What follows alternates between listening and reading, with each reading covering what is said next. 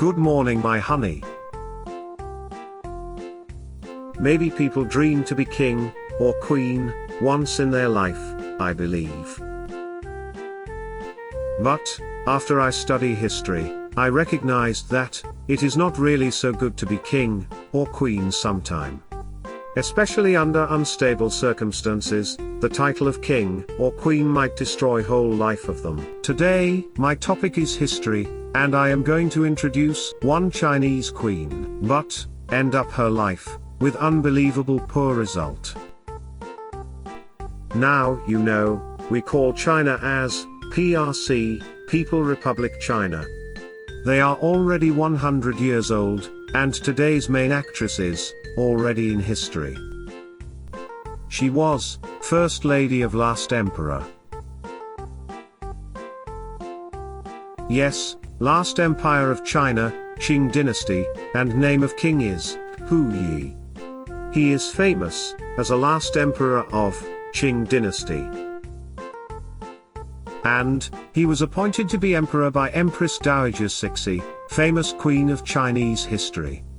It was when he was just 2 years old, 1908. However, just 3 years later, 1911, he was removed from emperor due to 1911 revolution. So, when he was just 6 years old, his surrounding drastically turned. For the time being, still he was safe, by contract with New China government. And, he was allowed to stay his palace, Forbidden City. Cheng. However, he was kicked out from Forbidden City, because of Beijing coup. Therefore, he was forced to move to Tianjin, and stay in concessions in China. What is concessions in China? It is territory of foreign power in China. Amazing, but 100 years before, China must suffer such unfair difficulty. Anyway, Puyi tightened the relationship with Japan army, and looking for a chance to return back to emperor. In 1931, Japan established Manchukuo, as a consequence of Mukden incident.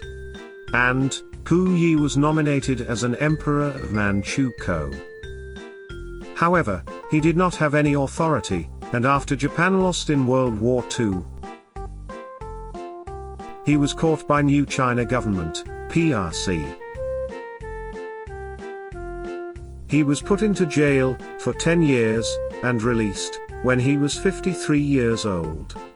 Afterward, he worked in Beijing Botanical Garden as a gardener, and passed away 1967 when he was 61 years old. His last word was, "I want to eat chicken ramen." Okay, now, go to main topic of today, the life of Wanrong, wife of Puyi. Wanrong was daughter of one of China aristocracy, and her father gave her chance to learn Western culture when she was small. She plays piano, listen jazz, enjoy dancing, and brush up her English. She has target to be diplomat, and work hard for her target. However, she was already in the list of candidates, as a wife of Puyi. She herself was not really happy with this future, I mean, to be a queen. She knows that she has to stay in Forbidden City after marriage, and life in there does not allow her any freedom, open view.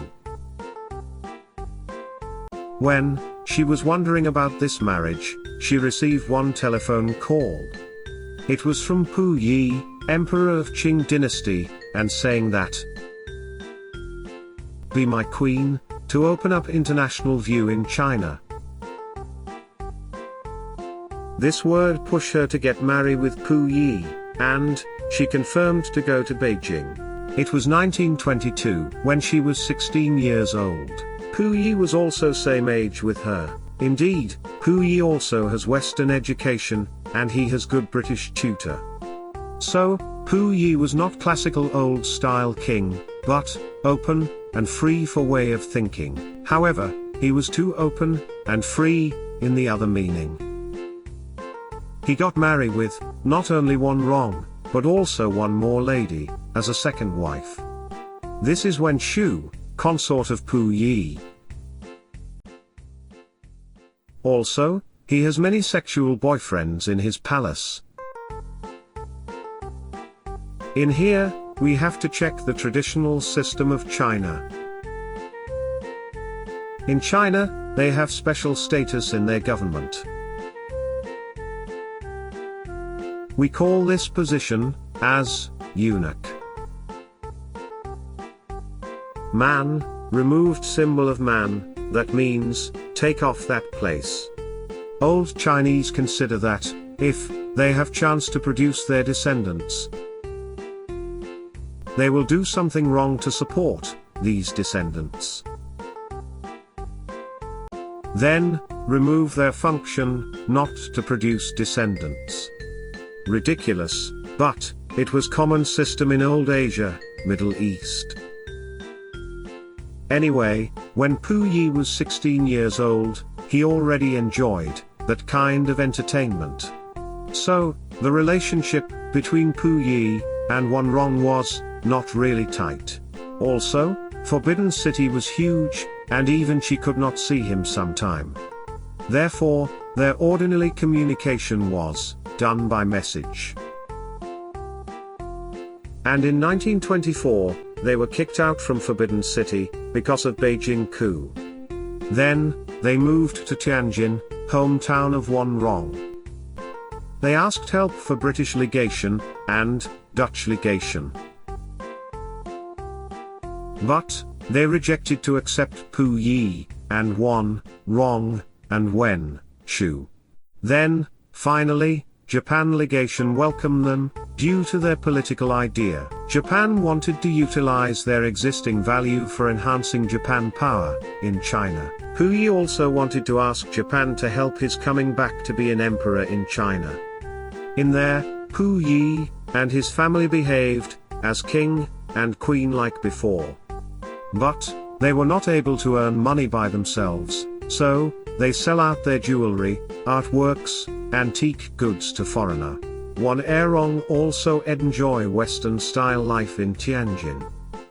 However, collapse oozed from this new life. It affected the relationship between Puyi, Wanrong, and Wen Shu. Since there were so many foreigners, and enjoyed partying wherever, Puyi accompanied with Wanrong frequently, but not with Wen Shu. Because Wen Shu was second lady, and foreigner does not have habit to visit party with second wife together in their culture. Wen Shu felt stress, and eventually, she disappeared from their place. She disappeared few months.